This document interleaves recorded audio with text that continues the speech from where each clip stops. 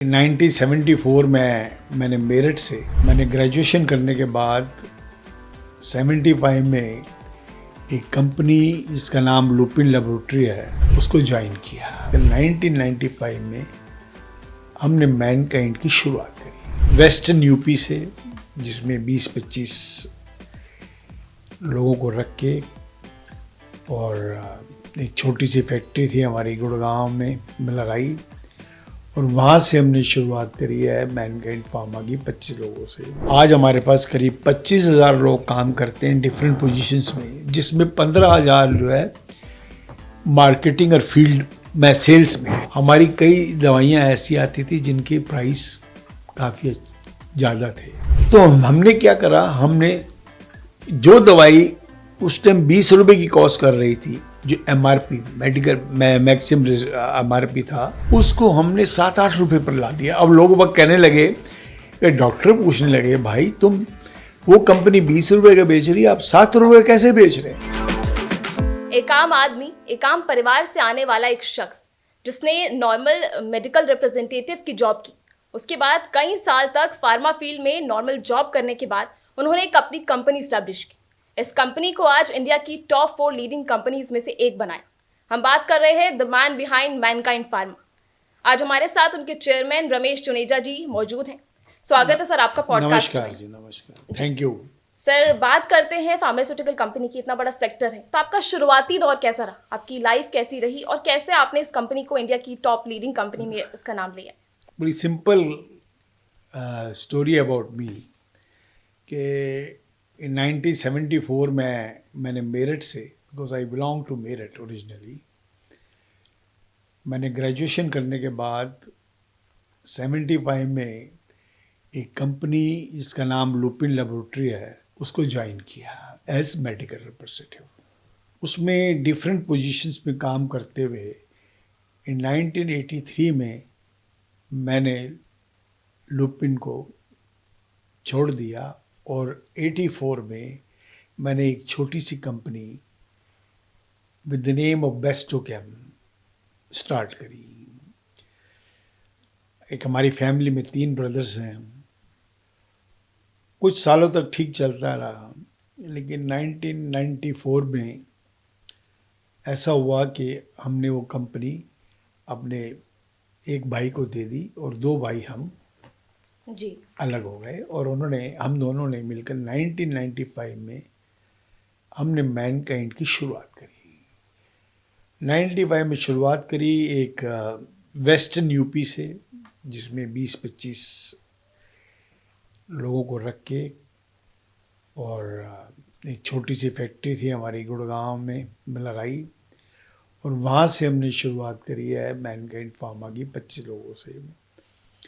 और पहले ही साल के जो हमारे रिजल्ट्स थे उन्होंने हमें बड़ा इनकरेज किया, क्योंकि हमें काफ़ी, मेरे ब्रदर को भी काफ़ी, उसने भी पिछली कंपनी में बेस्टोकेम में काम किया था, तो उसको भी कभी मार्केटिंग और सेल्स का उसको भी एक्सपीरियंस था, और मैं तो था ही मैन मार्केटिंग का, मैं सेल्स और मार्केटिंग का था मेरे, क्योंकि लुपिन में मैंने काम एज ए मेडिकल रिप्रेजेंटेटिव किया था और मैनेजर की डिफरेंट पोजीशन में किया था। तो हमारे लिए आसानी रही कि हम सेल्स को कैसे, रेवेन्यू को कैसे जनरेट करें। तो पहले साल ही हमारी करीब 3 करोड़ रुपए की सेल्स हमने रेवेन्यू जनरेट किया, उसे हमने प्रॉफिट हुआ, और उस प्रॉफिट से हमने फिर आहिस्ता आहिस्ता आहिस्ता हर साल हम कुछ लोग ऐड करते रहे, और फिर हम बड़े शहरों में आ गए। हमने शुरुआत करी कंपनी की छोटे शहरों से। जी कहते हैं ना, from the bottom of pyramid, जो पिरामिड के बॉटम से हमने कंपनी शुरू करी, और फिर हम बड़े शहरों में आने लगे। ये आपकी स्ट्रैटेजी का पार्ट रहा है, हाँ, क्योंकि बाकी लोग, क्योंकि हमारे पास इतने पैसे नहीं थे, कि हमारे पास सिर्फ 50 लाख रुपए था, तो हमारे पास अफोर्डेबिलिटी फाइनेंशियली नहीं थी कि बड़े शहरों में हम, क्योंकि बेसिकली कोई भी कंपनी स्टार्टअप में मेट्रो सिटीज को टारगेट करते हैं, बट आपने उसे स्मॉलर टाउन्स को स्टार्ट किया, क्योंकि एक तो फाइनेंशियल कंस्ट्रेंट थे, और हम वो चाहते नहीं थे कि हम बैंक से लोन लें, उसी से हमने काम किया। और उसके बाद हम ऐसे बढ़ के करते करते हम पूरे इंडिया में हम पहुंच गए और आज की तारीख में with the grace of all mighty, भगवान की दया से, और आज हमारे पास करीब 25,000 लोग काम करते हैं डिफरेंट पोजीशंस में, जिसमें 15,000 जो है मार्केटिंग और फील्ड में, सेल्स में है। हमारे पास medical representative 15,000 16,000 medical representative managers हैं। और हमारा टर्नओवर अभी आपने 11,000 करोड़ हो चुका है। हम एक्सपोर्ट यूएस को करते हैं, डिफरेंट एशियन कंट्रीज को भी करते हैं, कुछ और कंट्रीज़ को भी करते हैं एक्सपोर्ट। और रही बात यह कि हमारी प्रोडक्ट्स जो हैं, हमारा 2 एम है लाइफ के, और जो दोनों एम्स को हम उसको प्रैक्टिस में लाते हुए आगे बढ़ते जा रहे हैं। जब भी एंटरप्रेन्योरशिप की बात होती है तो एक साहस की बात आती है सामने, क्योंकि बिना साहस के छोटा सा काम भी शुरू नहीं किया जा सकता है। आपके सामने ऐसी कौन सी प्रेरणा थी जिसके कारण आप एक अच्छी जॉब को छोड़ करके हिम्मत जुटाया अपना एक एंटरप्रेन्योरशिप शुरू करने का? देखिए, इसके कई कारण हो सकते हैं, लेकिन उनसे मेन जो कारण था वो एक बिल्कुल ही ऐसा मुझे लगा कि हमें वो काम करना चाहिए ताकि जो आम आदमी है, जो गरीब आदमी है देश का, दवाई अफोर्ड कर ले। क्योंकि अब मैंने देखा था, ऐसी सिचुएशन देखी थी कि लोग उन दिनों परेशान थे बेचारे। जब मैं लुपिन में काम करता था, हमारी कई दवाइयाँ ऐसी आती थी जिनके प्राइस काफ़ी ज़्यादा थे, ज़्यादा इन द सेंस कि पेशेंट्स अफोर्ड नहीं कर सकता था, या करता भी था तो मैंने दवा लेनी है 2 महीने की, वो 15 दिन की दवा लेके छोड़ देता था, बल्कि उससे और ख़राब हो जाता था। वो ड्रग रेजिस्टेंस शुरू हो जाते हैं, फिर कोई दवाई काम करना बंद कर देती। ऐसी एक डिजीज़ थी हिंदुस्तान में उस टाइम, बहुत ज़्यादा प्रेवलेंट थी, आज भी है, ट्यूबरकुलोसिस, जिसको हम नॉर्मल कोर्स में टीबी बोलते हैं। टीबी में दवाइयाँ उस टाइम बड़ी महंगी होती थी। पर डे की ट्रीटमेंट जो थी करीब 20 रुपये, 25 रुपये, बल्कि उस टाइम तो बल्कि मैं ये कहूँ 95 में करीब 40 रुपये थी पर डे की दवा। और एक गरीब आदमी को जिसकी तनख्वाह, जिसकी इनकम ही उस टाइम 40 रुपये पर डे भी नहीं होती थी, वो कैसे अफोर्ड कर सकता था।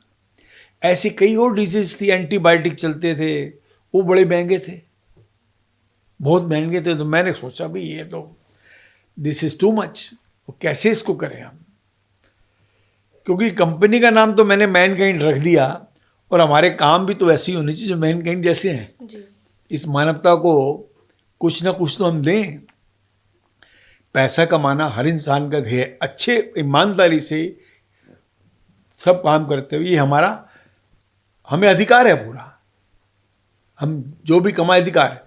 लेकिन कुछ अधिकार हमें ऐसे भी होने चाहिए कि मतलब ऐसा भी हमारा नेचर होना चाहिए कि मानवता के प्रति भी हम समर्पित हों। We should be dedicated towards humanity. तो हमने क्या करा, हमने जो दवाई उस टाइम 20 रुपये की कॉस्ट कर रही थी, जो MRP मेडिकल मैक्सिमम MRP था, वो मैक्सिमम रिटेल प्राइस जो था, उसको हमने 7-8 रुपये पर ला दिया। अब लोग बाग कहने लगे कि डॉक्टर पूछने लगे, भाई तुम वो कंपनी 20 रुपये का बेच रही है, आप 7 रुपये कैसे बेच रहे हैं? वही मैं पूछ रही थी, कैसे चैलेंजेस कॉम्बैट किया? उसको भी बताता हूँ मैं। देखिए, पैसा कमाने कुछ लोगों को लस्ट भी होती है, और ख़ास तौर से बड़ी बड़ी कंपनी जो मल्टीनेशनल कंपनीज हैं, उनमें ये है, वो ये नहीं देखते कि कितनी अफोर्डेबिलिटी आम जनता में, गरीब आदमी में। कुछ लोग तो दवा से भी, कमी से ही मर जाते हैं बेचारे। हॉस्पिटल का बिल इतना आ जाता तो दे ही नहीं पाते, खैर बेचारे इस दुनिया को छोड़ देते हैं। हमने क्या करा, पहले क्या करते थे, मान लिया ब्रांड ए, कंपनी ए का कोई ब्रांड एक्स एस्टेब्लिश हो गया, सबको पता है कि एक्स कंपनी का ब्रांड जो एस्टेब्लिश है, डॉक्टर के पेन पर भी आ गया, हैबिट में आ गया, डॉक्टर उसको लिखते रहते थे। कभी उन्होंने कॉस्ट नहीं पूछी, MRP नहीं पूछा, भाई अच्छा ब्रांड है। हमने उसी जो मॉलिक्यूल था, जो उसमें था, हमने जो दवा वो जहाँ से रॉ मटेरियल उसको आउटसोर्स करते थे, हमने भी वहीं से आउटसोर्स किया। जब हमने देखा कि इस दवा का तो पेशेंट को बेनिफिट, रॉ मटेरियल कॉस्ट कम होगी तो पेशेंट को बेनिफिट पास ऑन करना चाहिए हमें। वो जो हमें इकोनॉमाइज हो, वो जिन्होंने नहीं किया उन्होंने नहीं किया, हमने वो चीज़ 7 रुपये कर दी, तब भी हमें 125% प्रॉफिट था। खर्चे निकाल के हमें फिर भी 30 पैसे मिल जाते थे 1 रुपये में। हमने वो शुरू कर दिया। अब फार्मा मार्केट में एक हलचल हो गई कि साहब ये क्या आ गया, डॉक्टरों के आगे लोगों ने शोर मचाने शुरू कर दिया, साहब ये तो सब स्टैंडर्ड ड्रग्स हैं, ये हैं वो हैं। वो होता है ऐसा, कंपटीशन में लोग बात सोचते हैं, ऐसा करते हैं। फिर लेकिन हमने अपने एफर्ट्स कम नहीं किए। हमने इसीलिए शुरू करा स्मॉल टाउन से, जहाँ अफोर्डेबिलिटी आ जाए। बड़े शहरों में लोग दवा को अफोर्ड कर लेते हैं ज़्यादातर, लेकिन स्मॉल शहरों में नहीं करते, छोटे शहरों में, कस्बों में। तो हमें एक सपोर्ट मिला डॉक्टर्स का। वो भी सोचते थे कि दवा सस्ती है ताकि ज़्यादा लोगों को, इसमें डॉक्टरों का बहुत बड़ा रोल रहा। ये जो सस्ती दवा है जो पेशेंट के पास पहुंचनी चाहिए, इसमें डॉक्टर्स ने, प्रोफेशनल्स ने, जो क्लिनिशियंस हैं, उन्होंने बहुत वाइटल रोल प्ले किया हमारे लिए। उन्होंने प्रिस्क्रिप्शन जनरेट करना शुरू किया हमारे लिए। आहिस्ता आहिस्ता आहिस्ता अब मानिए कि कम से कम भी टॉप कई कंपनीज ने अपने प्राइस गिराने शुरू कर दिए। पहले बोलते थे साहब, वही डॉक्टरों से पूछते थे, भाई तुम तो आते थे, इनकी तो क्वालिटी ठीक नहीं है, ये सब स्टैंडर्ड रह गए हैं, किसी की सोलेबिलिटी कम है, अब आपने क्यों प्राइस गिराए? तब वो आंसरलेस थे, जवाब नहीं दे पाते थे। तो ऐसे हमने तो अपनी दवा बेची प्रोफेशनल तरीके से, उन्होंने हमारी हेल्प करी कि साहब वो दवा बेचने के लिए। आपने रेजिस्टेंट की बात की। ओवर द काउंटर दवाइयाँ आजकल खूब मिल रही हैं जिनका काफ़ी दुरुपयोग हो रहा है, और इसके कारण जो एंटीबायोटिक्स की जो फर्स्ट लाइन है वो बेकार हो चुकी है, उसका असर नहीं हो रहा है। और पिछले 100 सालों में ऐसा नहीं हुआ है कि कोई नया एंटीबायोटिक्स आया हो मार्केट में। क्या आप अपने R&D सेंटर में कोई नया एंटीबायोटिक्स डेवलप करने पर काम कर रहे हैं? देखिए, R&D सेंटर में ना एंटीबायोटिक के जो रिसर्च वर्क में काफ़ी पैसा लगता है, बहुत पैसा लगता है। अभी हम लोग with low margin of profits, हमारे वो प्रॉफिट नहीं है, उसकी वजह से हम इतना बड़ा रिस्क नहीं ले सकते। और ये आपको पता है कि अगर आप 10 रिसर्च वर्क करते हैं मॉलिक्यूल्स पर, तो आपको एक में भी चांसेस 100% नहीं होते कि आप सक्सेसफुल हो जाएंगे। ऐसा नहीं है, स्ट्राइक रेट 10% भी नहीं है रिसर्च वर्क में। लेकिन एंटीबायोटिक आ रहे हैं कुछ इंजेक्शन के फॉर्म में। मॉलिक्यूल्स अभी भी चाइना से आ रहा है। नहीं, चाइना से भी आ रहा है, बाहर से भी कुछ कंपनी यहाँ ही बना रही है, कुछ रॉ मटेरियल खरीद रही है। चाइना से हम डिपेंडेंट बहुत हैं अब भी, ऐसा नहीं है।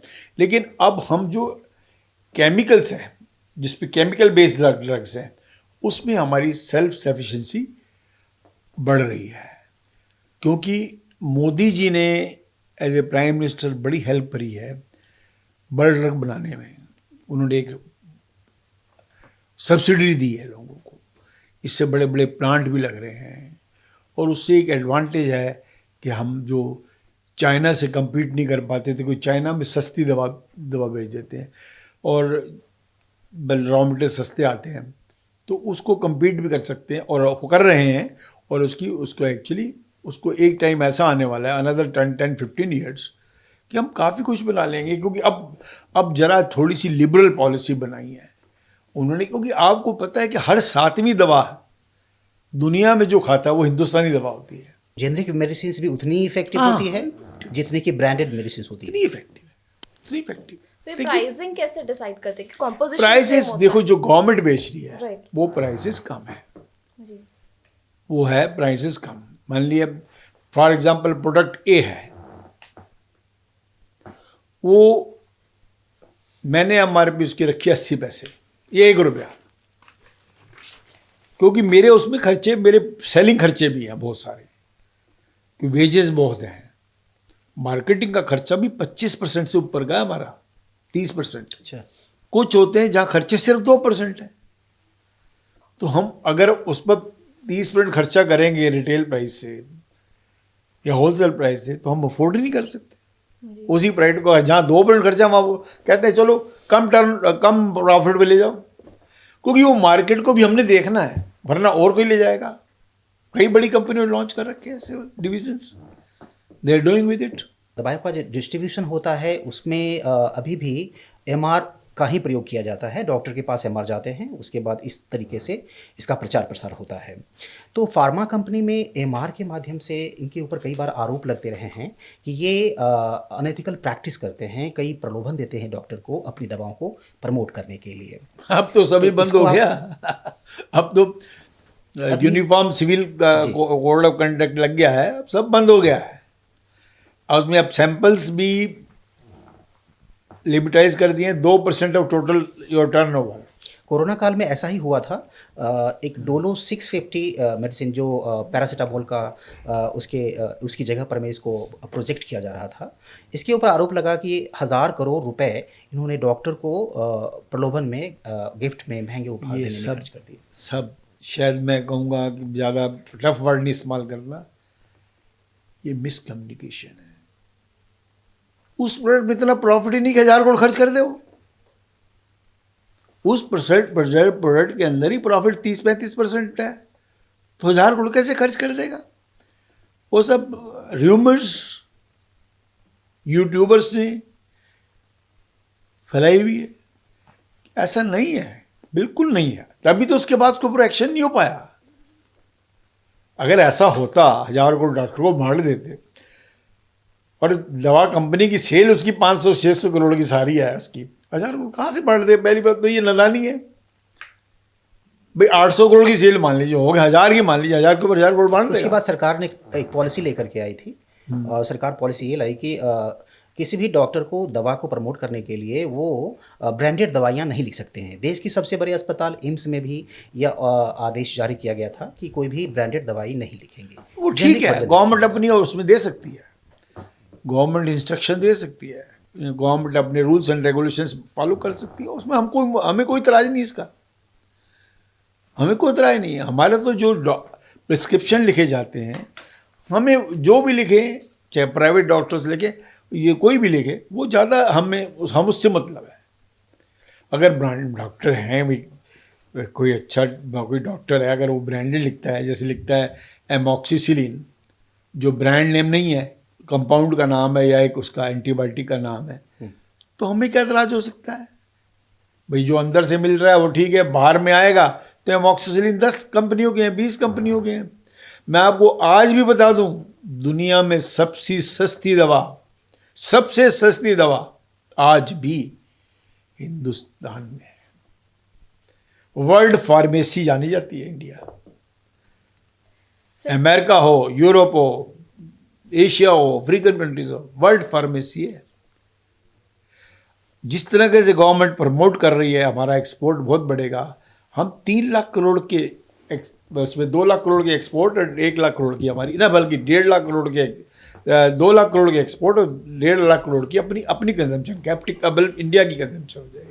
सर कई मेडिसिन हैं जो बीच में बैन हो गए थे, जैसे काफ़ी ज़्यादा उनका रिटेल होता था, सेल भी काफ़ी ज़्यादा होती थी, लोगों को फ़ायदा भी होता था। कॉम्बीफ्लैम ले ले या फिर हम डिस्प्रिन ले ले, एकदम से बीच में बैन कर दिया गया, उन पे एकदम से रिसर्च कर दी जाती है, एकदम से ये कैसे हो जाता है? कॉम्बीफ्लैन कभी बैन नहीं हुई, ना डिस्प्रिन बैन। सर बैन सबसे हो गई थी, ज्यादा बीच में बंद सर- हो गई थी मिलना। वो मिलना बंद होगी शॉर्ट सप्लाई में, होगी ड्यूरिंग कोविड। US काफ़ी में चीज़ें ऐसी हुई है। ओवर द काउंटर बहुत सारी दवाइयाँ मिलती है, कॉम्बीफ्लेम उनमें से एक है। किसी को हल्की सी भी सर दर्द हुआ, थोड़ा भी सिर दर्द हुआ, तो फिर वो कॉम्बीफ्लेम या फिर पैरासीटामोल लेते हैं। देखिए, तो ये पैरासीटामोल इनका- is the safest drug for pain and fever.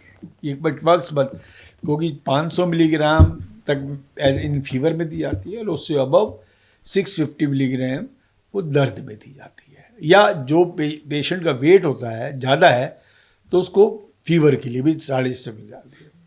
तो सर ये जानना चाहते हैं कि ओटीसी में ऐसी कौन कौन सी दवाइयाँ हैं जो ओवर द काउंटर पेशेंट सीधे जाकर के केमिस्ट के पास बिना देखिए, प्रिस्क्रिप्शन के ले सकते हैं? आयुर्वेदिक तो सब बिक जाती हैं ओटीसी में। एलोपैथ में सर? एलोपैथी में कुछ कफ सिरप्स हैं, कुछ आई ड्रॉप्स हैं, कुछ ऑइंटमेंट्स हैं, कुछ शैम्पूज़ हैं, मेडिकेटेड शैम्पूज़ हैं, और जैसे आपको बताया था अभी हमारी प्रेगा न्यूज़ है, ये प्रेगा न्यूज़ और ये वो जो है ये वो उसमें नहीं आते ड्रग में, हाँ, ये तो कंजम्पशन करते नहीं, ये ड्रग में नहीं आते, ये आते हैं उसमें डायग्नोसिस में। हाँ डायग्नोस्टिक्स, जी। तो इसमें आते हैं ये। लेकिन जनरली एंटीबायोटिक्स या ऐसे पेन किलर्स या ऐसी एंटी एलर्जिक्स या anti psychotropic drugs, respiratory drugs हमेशा डॉक्टर की प्रिस्क्रिप्शन के बगैर नहीं लेनी चाहिए। उसके कई बार एडवर्स इफेक्ट्स होते हैं जो हम आम लोगों को पता नहीं होते। कि मैं तो चलो मैं तो इस फील्ड से हूँ रिलेटेड, हमें पता है, लेकिन कितने लोग भाई हिंदुस्तान में होंगे, 25-30 लाख लोग होंगे, इससे ज़्यादा तो नहीं होंगे। ये जानना बहुत ज़रूरी है कि क्योंकि डॉक्टर्स के प्रिस्क्रिप्शन के बगैर हमें कोई दवा नहीं लेनी। मेडिसिन फार्मा इंडस्ट्री जो है वो कोई कमोडिटी इंडस्ट्री नहीं है। यहाँ जो प्रोडक्ट हैं उनके ऊपर कोई बार्गेनिंग नहीं होती है। प्राइस को लेकर के लोगों के मन में संदेह हमेशा रहता है कि जो प्राइस है क्या वो एक्चुअल है, क्योंकि इसमें बार्गेनिंग नहीं हो सकती है। ड्रग कंट्रोल ऑफ इंडिया इसका कितना दखल होता है प्राइस को निर्धारित करने में? देखिए, एक हमारी बॉडी बनी हुई NPP, national pharmaceutical pricing authority, वो सारा कंट्रोल करती है कि कोई प्राइस अगर गलती से बढ़ा भी देता है या बढ़ा दिया, इंटेंशनली बढ़ा दिया, तो उसके ऊपर इतना बड़ा जुर्माना होता है, इतना उसको परेशान होना पड़ता है। परेशान इसलिए होना पड़ता है, वो गलत करोगे तो परेशान होगे ना। आप इनकम टैक्स की चोरी करोगे तो परेशान तो होगे ना। जैसी कोई भी टैक्स चोरी करोगे, जीएसटी चोरी करोगे तो परेशान तो होगे ही ना। ऐसे ये भी एक किस्म की चोरी है। जिन्होंने रिटेल प्राइस फिक्स किया कि भाई 1 रुपये 50 पैसे से ज़्यादा टैबलेट नहीं बिकेगी, आपने 1.52 भी ले लिया तो आपको 2 पैसे पर टैबलेट देने पड़ेंगे, और with interest. They are very strict, और ये स्ट्रिक्टनेस चाहिए भी है। अब एक चीज़ देखने को नहीं मिल रही है, पहले लोकल टैक्सेस एक्स्ट्रा होता था, अब जब से जीएसटी आया तो लोकल टैक्सेस की एक्स्ट्रा की जरूरत ही नहीं है। अब तो एक आपको 10 रुपये की टैबलेट 10 रुपये, उसमें जीएसटी इंक्लूडेड है। इंडियन मार्केट में आपको ब्रांड एस्टेब्लिशमेंट में एज ए बिजनेस के टर्म्स में देखें तो इंडियन मार्केट में ब्रांड एस्टेब्लिशमेंट कितना मुश्किल या कितना आसान रहा है आपके लिए? देखिए, ब्रांड एस्टेब्लिश करना हर मार्केट में मुश्किल है, सिवाय जिनकी पेटेंट ड्रग्स हैं। पेटेंट ड्रग्स के लिए तो कोई दूसरा आ ही नहीं सकता ना, या वह मोनोपोली। मुश्किल है, उसके लिए we have to ensure par excellence quality, अपना पढ़ना है ज़रूरी है। आपसे कंपटीशन भी होगा और बड़ी मेहनत करनी पड़ती है, इसके लिए मेडिकल रिप्रेजेंटेटिव रखे जाते हैं। बात करें आपका जो एमआर वाला एक्सपीरियंस था वो कैसा रहा? आप मेडिकल रिप्रेजेंटेटिव हाँ, मेरा बहुत अच्छा था, बिकॉज मैं काफ़ी 12-12 घंटे तक काम किया करता था दिन भर में। तो शायद एक कारण ये भी हो सकता है कि मैं उस दौरान मेहनत से नहीं डरा और अपनी नॉलेज अप टू डेट रखी। हालांकि मार्केट तो दोनों छोटी थी, लेकिन जो उस टाइम था हमारे लिए वही बड़ी है ना। वो फिर एक हैबिट पड़ गई कि भाई क्या प्रोडक्ट मार्केट में लॉन्च करना चाहिए, क्या नहीं करना चाहिए, क्या नया प्रोडक्ट आ सकता है। उस टाइम जब हमने लॉन्च की थी तब हमारे पास वो नहीं, हम WTO में नहीं थे, तो हमें जो है ब्रांड, वो जो हमारे पास ये पेटेंट ड्रग भी हम ले आते थे अगर इंडिया में उसका बड़ा ड्रग बना हुआ तब। तो मार्केट में आपका ये ब्रांड स्टैब्लिश हुए 40 साल हो गए, तो इस दौरान आपने, क्योंकि उससे पहले भी आपने काम किया तो आपको वो एक्सपीरियंस पहले का भी था, तो उस दौरान आपने क्या कुछ अभी एवोल्यूशन देखा है मार्केट में? क्योंकि पहले क्या था और अब क्योंकि काफ़ी चेंज हो गया है। मैं पिछले 30 साल को तो ये बता सकता हूँ कि मार्केट ट्रेंड बहुत बदले हैं, डिजीज़ का ट्रेंड बहुत बदला है। मैं कह सकता हूँ कि जब से कई डिजीज़ ऑलमोस्ट हाशिए पे आ चुकी हैं, जो कि बहुत ज़्यादा फैटल थी, और या फैटल नहीं थी तो बहुत ज़्यादा परेशान करना होता था पेशेंट। जब से ये पानी साफ गाँव में पहुंचने लगा है, लोगों की अवेयरनेस बढ़ी है, या जल योजना जो है, या शहरों में पानी साफ, अगर गंदा पानी आ रहा है नलके से तो पिएंगे नहीं, पीने के लिए वो आरओ वाटर। तो एक तो प्रॉब्लम जो बच्चों में मेजर होती थी और गाँवों में ज़्यादा होती थी वो था डायरिया। डायरिया बहुत होता था और उससे बेचारे बच्चे कई स्कम कर देते थे उससे, क्योंकि डिहाइड्रेशन हो जाता था। लोगों की इसके ऊपर नॉलेज नहीं थी, पेरेंट्स को इतना पता नहीं था, तो उनको दिक्कतें काफ़ी होती थी। लेकिन अब अवेयरनेस भी है, थोड़ा पानी साफ भी है, पानी उबाल के भी पीते हैं, और सब ये जो गवर्नमेंट ने इलेक्ट्रोलाइट्स वगैरह के पैकेट्स फ्री बांटे हैं, देते हैं, उससे काफ़ी लोग बच्चे बचे हैं। अब हमारे पास डायरिया नहीं। आपसे मैं अब ये बात करना चाहता हूँ कॉन्स्पिरेसी थ्योरी की जो फार्मा इंडस्ट्री में चल रही है। आपने आरओ की बात किया अभी। शुद्ध पानी पीने के लिए एक तरफ तो कहते हैं कि रिवर्स ऑस्मोसिस आरओ का पानी पियो, जिसमें कि सारे मिनरल्स को हटा दिया जाता है। फिर बाद में डॉक्टर कहते हैं कि आपके शरीर में कैल्शियम की कमी है, बाकी दूसरे जो चीज़ें हैं, दूसरी जो कैल्शियम की कमी है, बहुत सारी चीज़ों की कमी आ गई है आपके अंदर, सॉल्ट की कमी है, तो फिर उसको वो कैप्सूल बना करके लेकिन वो अब बेचते कुछ हैं। ऐसे भी आ गए जो मिनरल्स को नहीं टेक आउट करते हैं, ऐसे भी आ गए हैं, कॉपर वाले आरओज हैं। आ गए हैं। तो क्या इसमें सच्चाई कितनी है? नहीं, देखिए, कुछ चीज़ अच्छी करने चलते हैं तो कुछ तो साइड इफेक्ट्स, जैसे फार्मर प्लास्टिक बहुत था, प्लास्टिक की बैग्स आए, ये आए, सब लोगों ने माना, और आज वही प्लास्टिक बड़ा हैजर्डस बन गया, हमें तंग करने लगा जी। नेचुरली। तो ये साथ साथ चलती हैं कुछ चीज़ें, बार बार हमें विद द पैसे ऑफ टाइम पढ़ना पड़ता है। अब पेपर बैग इतने महंगे पड़ते हैं। ये आजकल लोग ज़्यादा गूगल पे समय बिता रहे हैं, और कोई भी अपने लक्षणों के आधार पर में गूगल से वो पूछते हैं, और गूगल को ही डॉक्टर मान लिए हैं। गूगल जो सजेस्ट करता है वही दवाइयाँ वो केमिस्ट के पास जाकर के ले रहे हैं। आप इसको कितना बड़ा खतरा देख रहे हैं? अब गूगल को तो कोई कुछ कह नहीं सकता, कर नहीं सकते। एक ट्रेंड बन गया है सर। एक ट्रेंड बन गया है। अब उसके अंदर तो भाई हम यही कहते हैं कि भाई कुछ ऐसी दवाइयाँ गूगल बोलता है कि आप डॉक्टर से सलाह लीजिए, लिखा हुआ था उसमें। कुछ दवाइयाँ वाइटमिन्स वगैरह में नहीं बोलता, मैंने जो देखा है।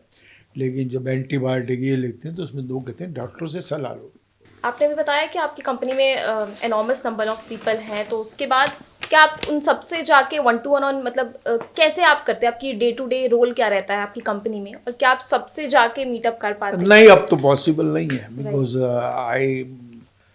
आई कैन से दैट मैं सारा जो वीकली मीटिंग्स होती हैं जो मेरे बोर्ड में, या अपने जो टॉप मैनेजर्स हैं, मेरा ब्रदर है वो लुक्स आफ्टर माई नेफ्यू, माई सन, उनसे मैं सारी इन्फॉर्मेशन लेता हूँ। कुछ और मैनेजर्स हैं, उनसे इन्फॉर्मेशन लेता हूँ, और I try to keep myself updated.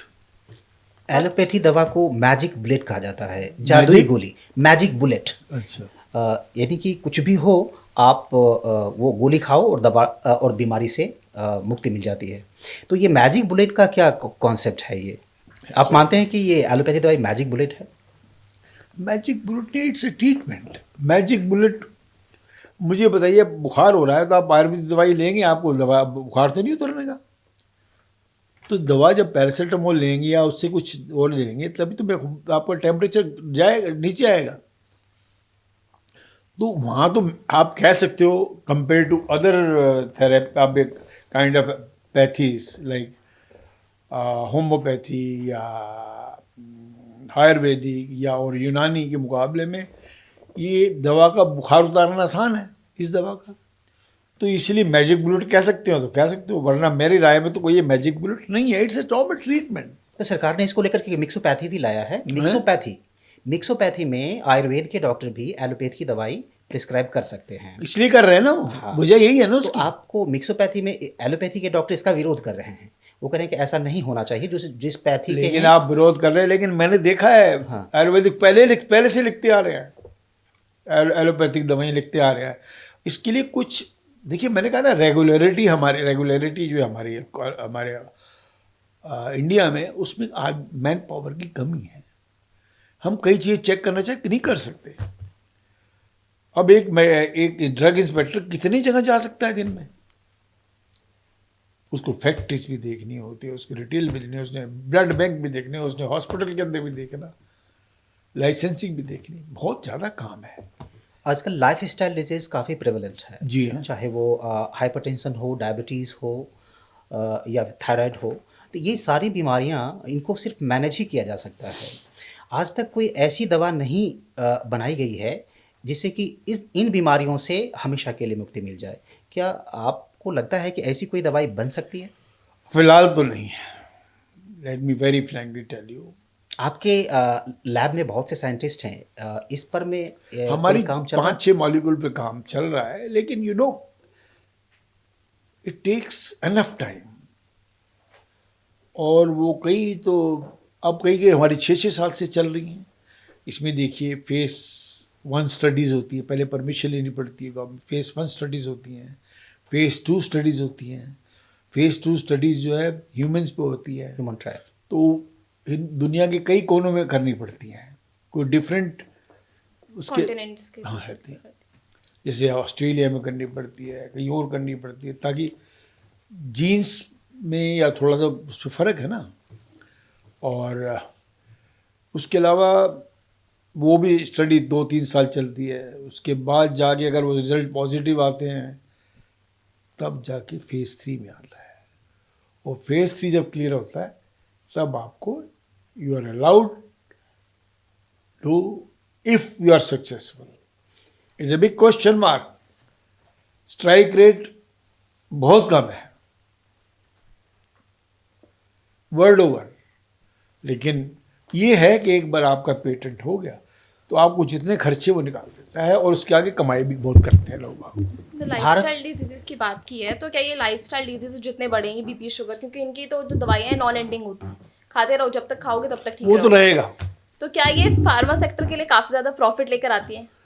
Profit तो खैर अब तो प्रॉफिट तो हिंदुस्तान में काफ़ी कम होते जा रहे हैं, जब से एनपीपीए ने और ज़्यादा अपने अपने हर 3 साल बाद अपनी लिस्ट इसमें कॉन्स्पिरेसी ये भी आ रही है कि शायद फार्मा इंडस्ट्री का काम प्रभावित ना हो, उनका प्रॉफिट कम ना हो जाए, इसलिए इस पर में रिसर्च ना किया जाए और डिपेंडेंसी बना दी जाए इसकी ऐसी कि ऐसा दवाई हमेशा लेना पड़े। ऐसा नहीं है, बिल्कुल नहीं। लेकिन इसका साइड इफ़ेक्ट तो बहुत ज़्यादा होता है, किडनी के ऊपर, लीवर के ऊपर। देखिए मैंने आपको पहले ही बताया ना, ये केमिकल्स हैं। ये केमिकल्स कुछ ना कुछ तो साइड इफेक्ट्स करेंगे, कुछ ना कुछ तो साइड। अब मसाले खाते हैं घर में, अच्छा मसाला खा लीजिए, कहीं ना कहीं तो लीवर पर इफेक्ट पड़ता है ना।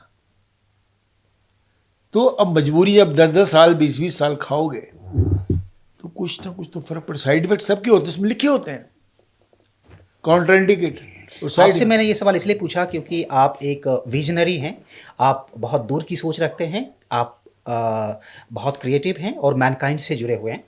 तो मानवता की सेवा के लिए क्या आप ऐसी सोच और ऐसी दृष्टि रखते हैं कि आने वाले समय में ऐसा हो कि लोगों की दवाइयों पर से निर्भरता ख़त्म हो जाए, जो खास करके जो लाइफस्टाइल डिजीजेस हैं? मैं आप इसके 2-3 चीज़ें मैं आपको बताता हूँ। मैं आज चलता हूँ, मानवता की बात करते हैं, जब हम मैनकाइंड की बात करते हैं तो मानवता की बात अपने आप उससे जुड़ जाती है। मैं आपको एक एग्जांपल देता हूँ। कोविड के दौरान 2 फेसेस आए थे। पहला फेस इतना डेडली नहीं था, सेकंड फेस बहुत डेडली था। हमने करीब 350 करोड़ चैरिटी में उस दौरान दिए, जी। खर्च किए। पहला खर्च किया, पीपी किट नहीं मिल रही थी जो डॉक्टर्स पहनते हैं, उनकी बहुत शॉर्टेज थी पहले फेस में। हमने somehow during the lockdown period हमने अरेंज करके बहुत जगह भेजी, करोड़ों रुपए की भेजी। ये हैंड वॉश सारे भेजे, मास्क भेजे। उसके बाद हमने सेकंड फेज में ही, फर्स्ट फेज में ही हमने 100 करोड़ रुपए का single cheque prime minister relief fund में भेजा। 50 करोड़ के चेक डिफरेंट स्टेट्स को मिला के, पूरा 50 करोड़ उसमें डिवाइड करके स्टेट की पॉपुलेशन के हिसाब से सबको दिया। 150 करोड़ तो मैंने उसी दिन दे दिया जो पहला फेज कोविड का था। कुछ हॉस्पिटल्स ने, सरकार की हॉस्पिटल ने लखनऊ में मेरे से दवाई मांगी जो हमारी कंपनी की थी नहीं।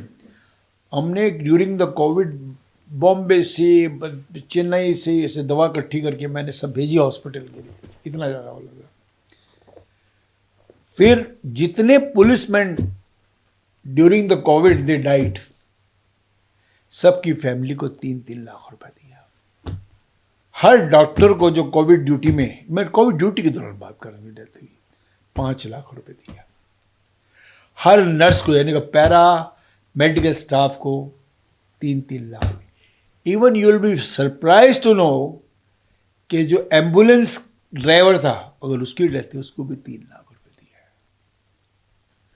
इस तरीके से 350 और 400 करोड़ के बीच में हमने उस 1-1.5 साल में खर्च किया। ये तो हमारा पहला। अभी लेटेस्ट हमने एक थिएटर, सर्जिकल थिएटर, मोबाइल हमने सेना को भेंट किया है, आर्मी डे पे, आर्मी बेस पे लद्दाख में। और मैं 1999 में, मैं एक्चुअली मेरठ में जब रहता था, मैं रहता था डिफेंस कॉलोनी में, जहाँ पर बहुत retired major general, lieutenant general, major brigadier रहते थे। तो उस दौरान भी 99 में भी जब कंपनी नई थी, हम 1% अपनी इनकम का, या 2% भी इनकम का, CSR की तरह तब CSR नहीं था, हम तब भी आर्म फोर्सेस को भेजते थे अपनी प्रॉफिट का। हर 4-5 साल भेजा हमने।